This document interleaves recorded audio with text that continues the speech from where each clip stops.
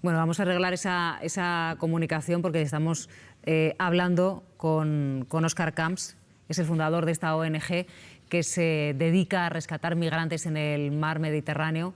Estábamos reflexionando ahora mismo sobre las fronteras, estábamos reflexionando sobre la seguridad.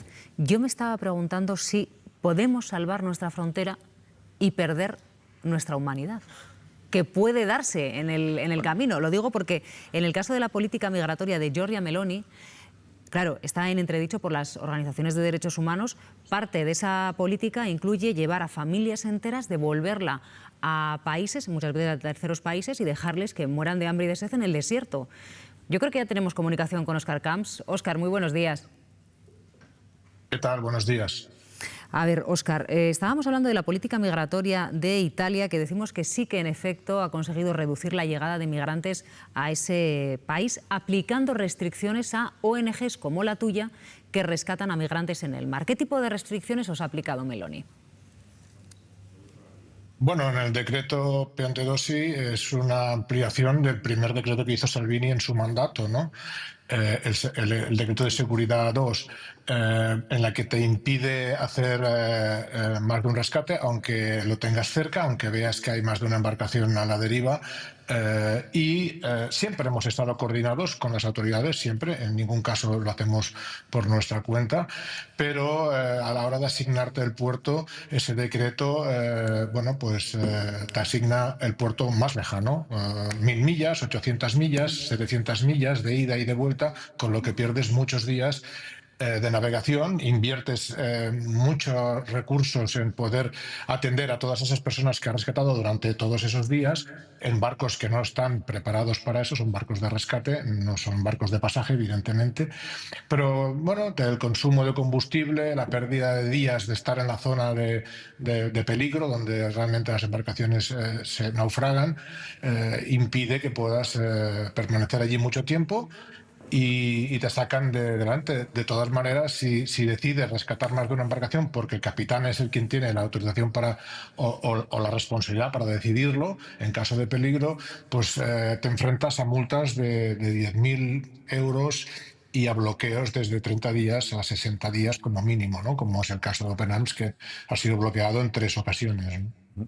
Claro que las consecuencias de todo esto son, por un lado, que vosotros hacéis menos rescates, que entiendo que genera un desgaste a la propia organización, y de que si estáis cerca de un segundo rescate y no lo hacéis por cumplir con la normativa, esas personas seguramente se están jugando la vida justo en ese momento.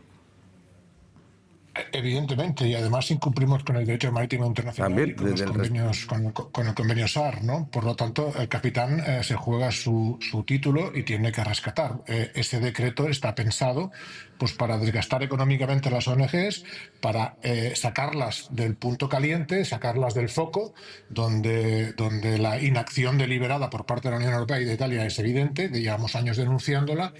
Y para dejar que el mar haga el trabajo sucio, ¿no?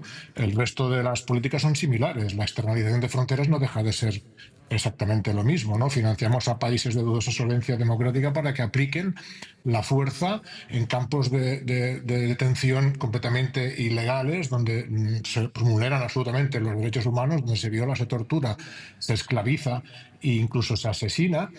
Financiados por la política, o sea, en este caso por ejemplo, esto está ocurriendo ahora mismo en Túnez, ¿no? Y en Libia, y no es un éxito de la política de inmigración de Meloni, ¿no?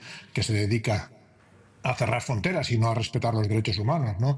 Hay un artículo ahora mismo hay un artículo en The Guardian por el corresponsal de Sfax en el que denuncia que los meses que llevan sufriendo los subsaharianos, torturas, violaciones e incluso asesinatos a palos, robos por parte de la Guardia Nacional, que se dedica a la protección de fronteras, que está financiada por la Unión Europea, y en este caso por la política de Meloni. Y esta es el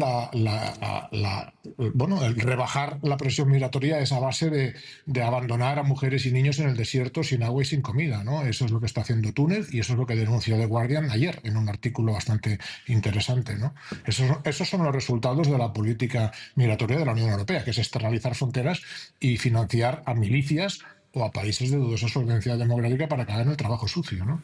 Óscar, me gustaría preguntar. Sí, me gustaría preguntarte también por la iniciativa de la Fiscalía italiana de pedir 6 años de cárcel para el ultraderechista Matteo Salvini, que como viceprimer ministro italiano impidió un desembarco vuestro en el año 2019. ¿A ti qué te parece esta iniciativa de la justicia y, según vuestras investigaciones, hasta dónde se puede llegar? Bueno, para Salvini el Código Penal solo debería aplicarse a los demás. Parece que a él no, porque estaba exento de responsabilidad, ¿no? Primero realizó un decreto en el que impedía al barco de Panams entrar en aguas territoriales italianas, ¿no? Y ese decreto tuvimos que impugnarlo en el TAR, ¿no? En el Tribunal Administrativo Regional. Y logramos impugnar ese decreto y poder entrar en aguas territoriales, que era la responsabilidad de Italia. Lo que pasa es que a partir de allí Salvini, como ministro del Interior, tenía que accionar un puerto de desembarco y no lo hizo en ningún momento, pese a las presiones políticas de los demás ministros, ¿no?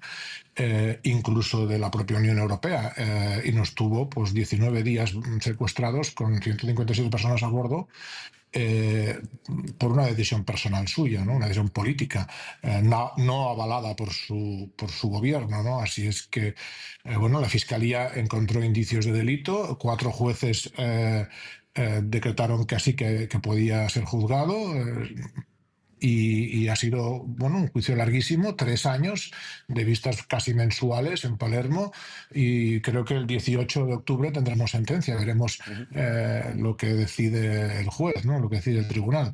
En principio se le solicitan 6 años, pero no sabemos qué más. No, te iba a preguntar que España está viviendo un incremento importante del debate, tanto político como público, sobre la migración, cómo frenarla, cómo gestionar los flujos. ¿Cómo lo estás observando? Bueno, más que debate, yo creo que es una confrontación, ¿no? Tanto el PP como Vox, la extrema derecha, busca la confrontación. Llevamos 3 meses de confrontación, de bulos, de desinformación, de populismo sobre la migración, cuando realmente no es tal problema. Es un problema que debe afrontarse de cara, ¿no? La confrontación solo sirve para el escándalo político y para que la extrema derecha siga generando ese contenido y ese discurso antimigración, que al final parece que nos van a intentar que amemos al opresor y odiemos al oprimido, ¿no? No tenemos un problema con la migración. Tenemos muchísimos problemas en este país, pero es que en los últimos 3 meses la migración ha pasado del 9º lugar de preocupación popular en España al 1º.